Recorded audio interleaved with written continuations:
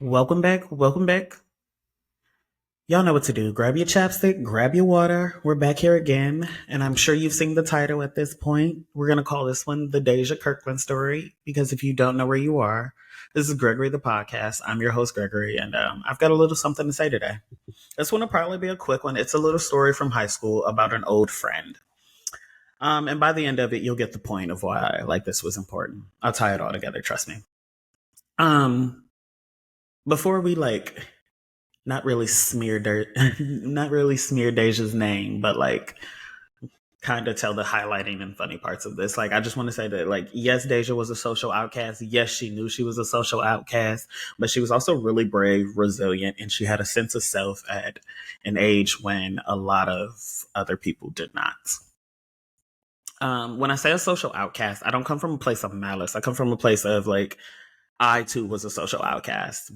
Me and my friends were very, very lame in high school. I obviously am not, or was not, the beautiful chocolate butterfly you see behind you now, but or on your screen or whatever. You get the point. I wasn't this then, okay? I had not blossomed yet. So there we go. But um you got to remember, high school is an ugly time, truly. Like, just for some of us, at least, it's just an ugly time. It's a time when we're trying to find ourselves. We're trying to go against the grain.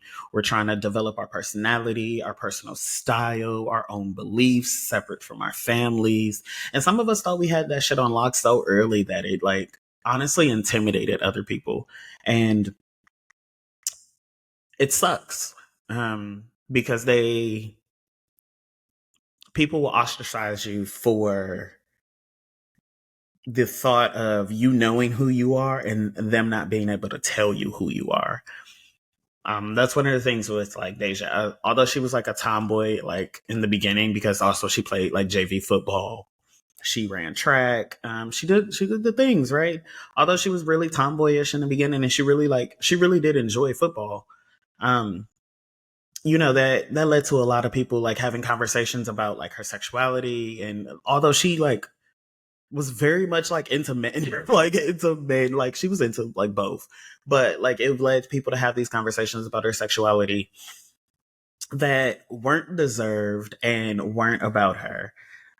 It was more so how they felt.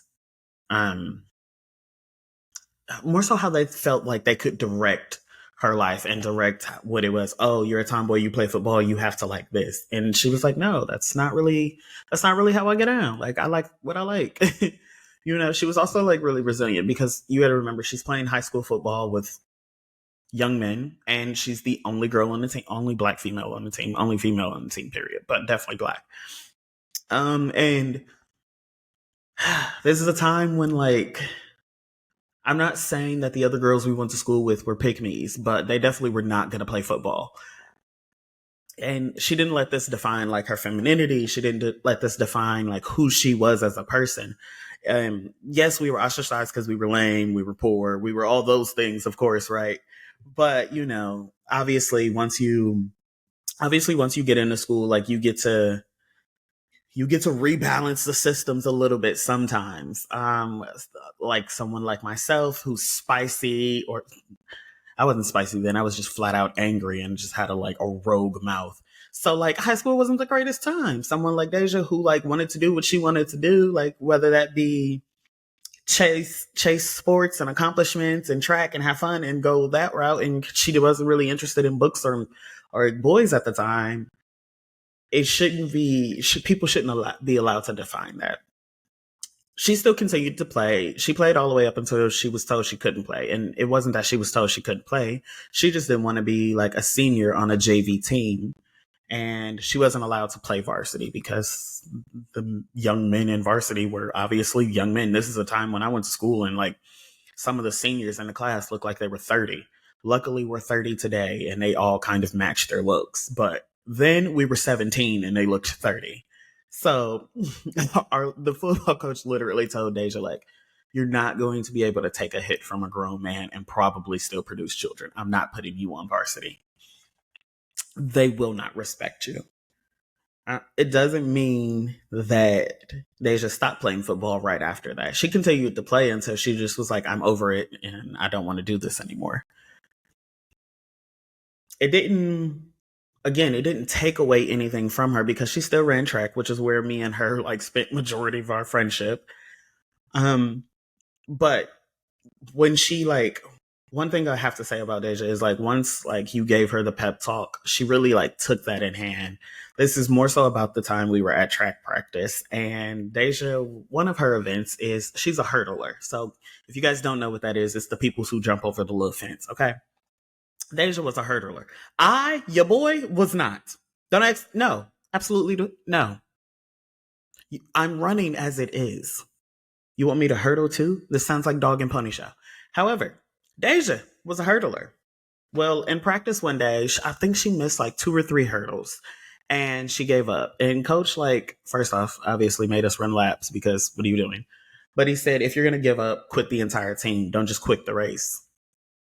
And I think she really took that to heart because it's not to say that she got better, but when we actually played in the race that week, when we actually had our meet that week, one of the things was she was really struggling with the hurdles in the beginning, but like that time on that meet, like she really, really struggled. And when I say she really, really struggled, I kid you not, she hit every goddamn hurdle. And I don't mean she hit them as she cleared them. She literally knocked down every every damn hurdle in sight. The important thing here is that like Dajia made it to the end of the race. Dajia ran all the way to the end of the race. She knocked down every hurdle, but she did not give up. Do you know how many other people like went up and shook her hand? Like obviously from other teams, yes, they beat her. But like, yes, they went up and shook her hand because the entire time she was knocking those hurdles down, she never stopped. She didn't let the hurdles stop her from like finishing or completing the race. That was more important to Dajia than like stopping midway through because you can always just quit mid race and get disqualified. But she didn't. She knocked every single hurdle down and she kept going.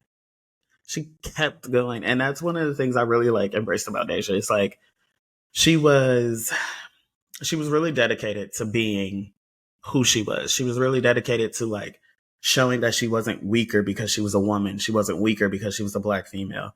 And sometimes now I'm going to tie this together with this week. I always come with a word for y'all. Be ye transformed by the renewing of the mind, or whatever they said in Romans 12:2. We always talk about how mindset changes things. This week for me in particular, I was trying to like set up some advancements for like the next season, getting like the camera work together, getting different things. And I was just having like all of these issues. I was having all of these hurdles, literally one after another. I kept running into them.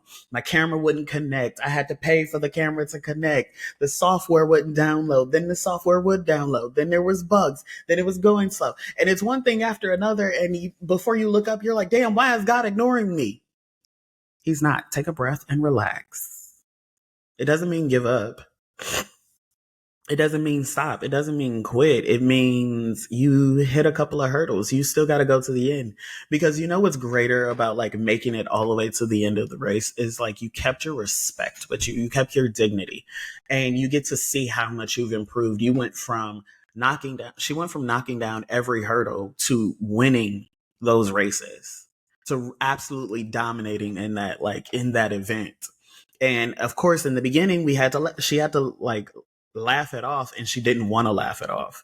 But you have to admit sometimes that it's not the beginning and it's not the end that actually matter. It's falling in love with the process. It is being in the middle of the process and being like, damn, this shit kind of sucks a little bit, but still having fun because you got to remember what you asked for. There's always a starting spot for what you asked for, and you have to give yourself grace to get to the ending spot. You have to give yourself grace. You have to give yourself patience, but you also have to be resilient with yourself. You're not going to make it every time. You're not going to clear every hurdle. Sometimes you're going to knock them completely the fuck over, and that's okay. It really is. That's truly okay. But sometimes you have to remember that when you set these goals and you're trying to reach them, you're trying to get to the end, you're trying to make it to the finish, that the hurdles get higher at the end. You've got to exert more effort. It's going to take more to cross the finish line. It's going to take more to win the race. You don't just start today and you'll be great tomorrow. That's a lie. That is a lie. That is deception, baby. You start today, you're still going to be shitty tomorrow. But you know what? Next week you might have it together. Okay? But Rome wasn't built in a day, and neither will you. You're not going to clear hurdles in a day. If I put y'all asses on tracks tomorrow, like, y'all would be like, oh, you want me to run? Yes, babe. At least bust a stiff jog for me.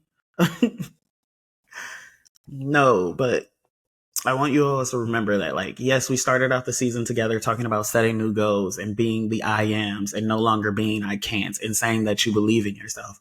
Well, it's time to check in. And while you might believe in yourself, and some of you might be out there and feel that, like, that belief fading, and you're coming to this point, and it's like, damn, it's getting tough. My spouse is acting up. The kids is bad as hell. The money getting low. I'm going to end the episode here. Your blessings are around the corner. Keep going. Because if you don't know where you've been, this has been Gregory the Podcast. I'm your host, Gregory, and that was my something to say. Thank you, Dajia, for being resilient. Bye.